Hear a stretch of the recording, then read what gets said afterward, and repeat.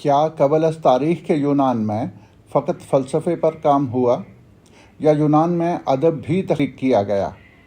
اگر یونان کے سنہری علمی و فکری دور میں ادب بھی تخلیق ہوا تو اس کا مقام کیا ہے؟ کیا یونانی فلسفے کی طرح یونانی ادب بھی ایک اعلیٰ مقام رکھتا ہے؟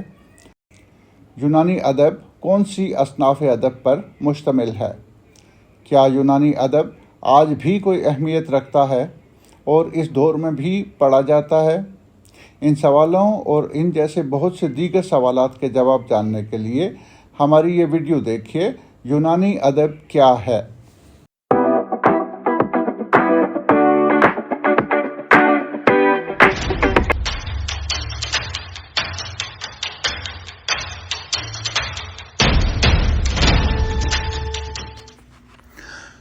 عزیز دوستو، السلام علیکم۔ میں ہوں قمر سبزواری اور آپ دیکھ رہے ہیں ہمارا یوٹیوب چینل ہم سوچیں گے۔ آج کی یہ ویڈیو ہمارے ادب کیا ہے سلسلے کی تیسری ویڈیو ہے۔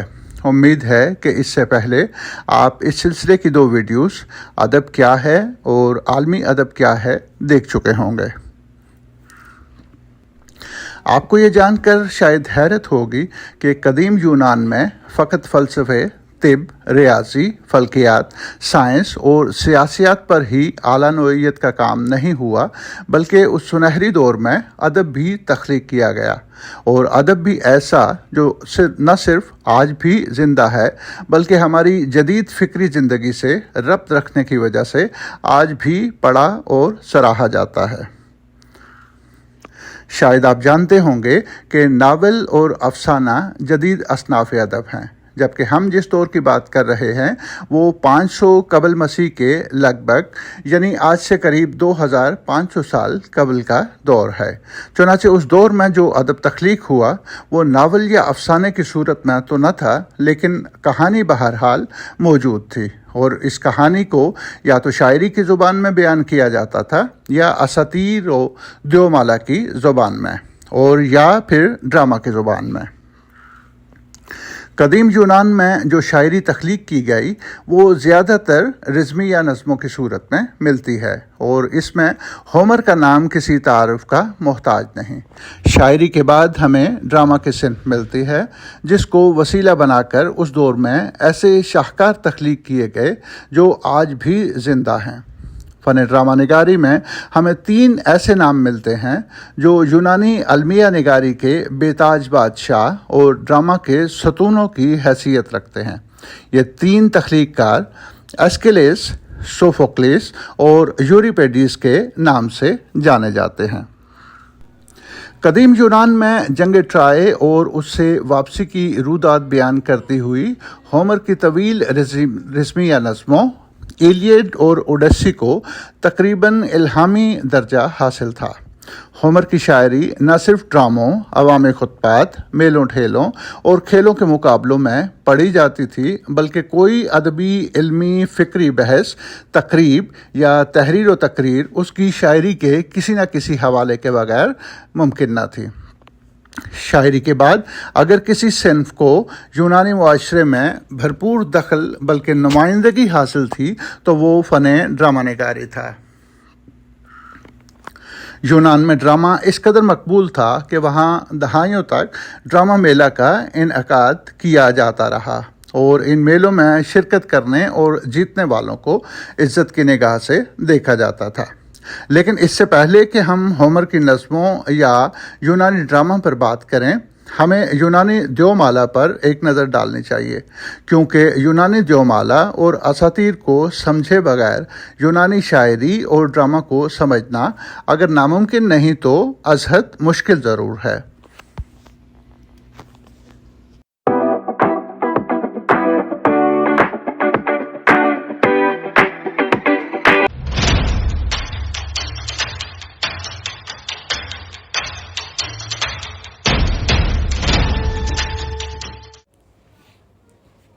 مائتھوس بولے ہوئے لفظ، بات، کہانی یا داستان اور بیان یا واقعات کے ربط یعنی پلاٹ کو کہتے ہیں۔ یونانی دیومالا کلاسیکی یا قدیم دیومالا کا حصہ ہے۔ یہ کلاسیکی دیومالا قدیم یونانی اور قدیم رومی دیومالا اور اساطیر پر مشتمل ہے۔ یہ کہانیاں اور داستانیں سیاست اور فلسفے کے ساتھ مل کر دور قدیم کا وہ اثاثہ ہیں جنہوں نے مغربی کلچر کی بنیاد رکھنے کا کام کیا۔ یونانی دیومالا قدیم یونان کی دیوی دیوتاؤں، ہیروز، بلاؤں، لڑائیوں، جنگوں، محبتوں، نفرتوں اور رسوم و رواج کے بارے میں بیان کی گئی کہانیوں اور داستانوں کے مجموعے کا نام ہے۔ یہ داستانیں اور ان کے کردار قدیم یونان میں مذہب کی حیثیت رکھتے تھے۔ یونانی دیومالا میں کچھ قدیمی خدا یا دیوتا تھے جنہیں ٹائٹین کہا جاتا تھا۔ کچھ نئے خدا یا دیوتا تھے جنہیں اولمپین کہہ کر پکارا جاتا تھا اور جنہوں نے ٹائٹینوں کو شکست دے کر حکومت شروع کی تھی۔ کچھ بلائیں تھیں جو مختلف جگہوں، اشیاء یا مظاہر میں تھیں، اور کچھ ہیروز تھے جنہوں نے یا تو ان بلاؤں سے لڑائی کی تھی یا انہیں شکست دی تھی۔ یونانی دیومالا کے اس مختصر سے تعارف کے بعد اب ہم واپس اپنے اصل موضوع یعنی یونانی ادب کی طرف آتے ہیں۔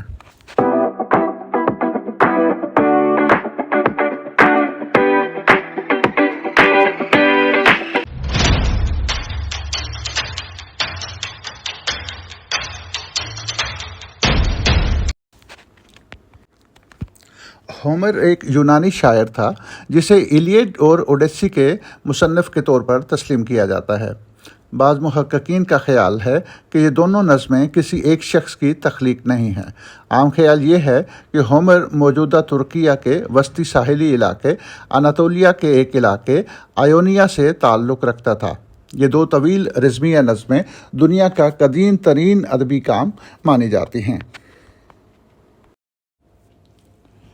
ہومر کی نظم ایلیڈ ٹروجان جنگ کے آخری سال کے دوران بادشاہ اگاممنن اور جنگجو ایکلیز کے درمیان ہونے والی لڑائی کے احوال پر مشتمل ہے۔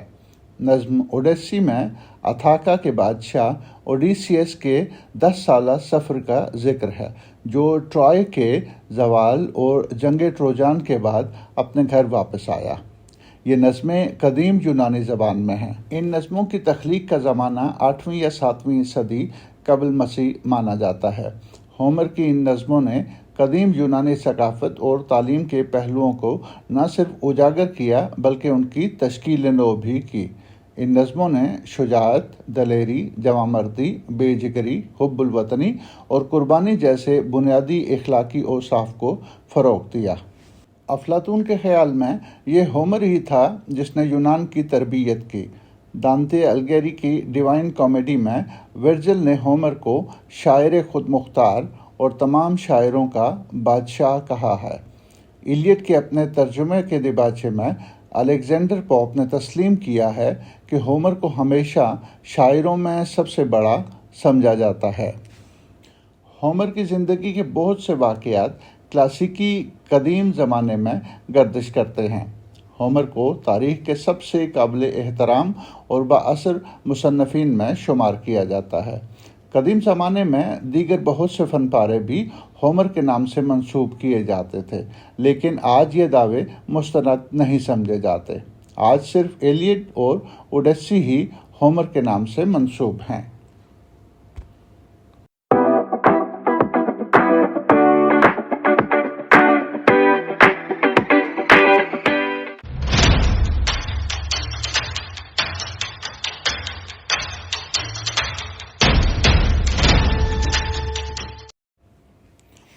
ایسکیلیس کو المیہ کا بابا آدم مانا جاتا ہے۔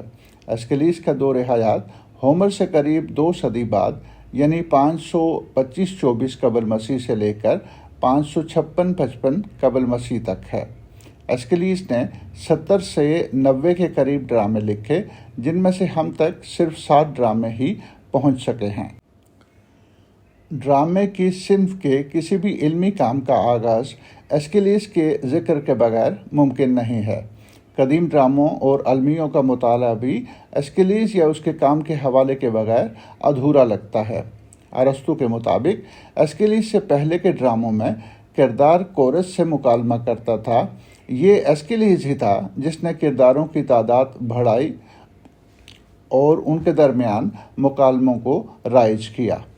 ایسکیلیز کے ہم تک مکمل حالت میں پہنچنے والے 60 ڈرامے یہ ہیں: دا سپلینٹس یعنی سائلات، دا پرشینس یعنی فارس کے باشندے، دا 7 اگینسٹ تھیبس یعنی طیبہ کے خلاف 7، پرومیتھیس باؤنڈ یعنی پرومیتھیس اسیر، اور اس کے علاوہ اورسٹیا ٹریلوجی جس میں 3 ڈرامے شامل ہیں۔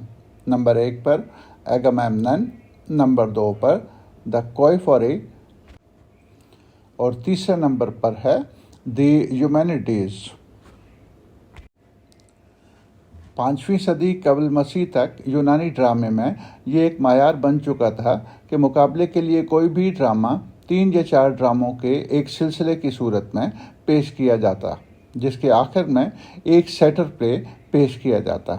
یہ سیٹر دراصل نسبتاً کم دورانیے کا ایک طنزیہ یا مزاحیہ ڈرامہ ہوتا جو المیہ ڈراموں کے سلسلے کی سنجیدگی اور تقدر کو ختم یا کم کرنے کا کام کرتا۔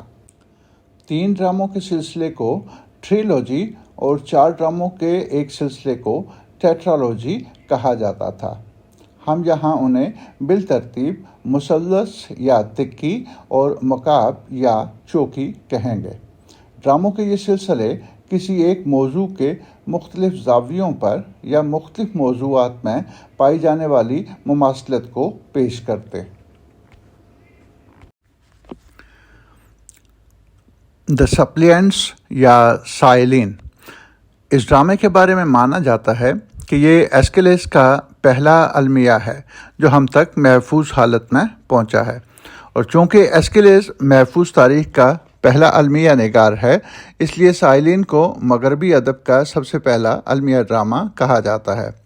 عمومی خیال یہ ہے کہ یہ المیہ 490 قبل مسیح میں تخلیق کیا گیا، لیکن کچھ محققین کا ماننا ہے کہ اس کی تخلیق 468 قبل مسیح میں ہوئی۔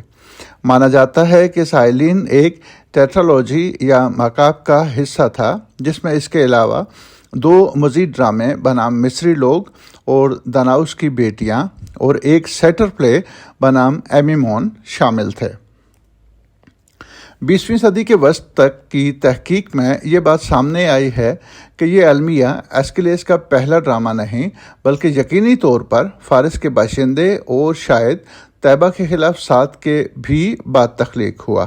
اس ڈرامے کی کہانی داناؤس کی 50 بیٹیوں کے اسطورہ کے گرد گھومتی ہے۔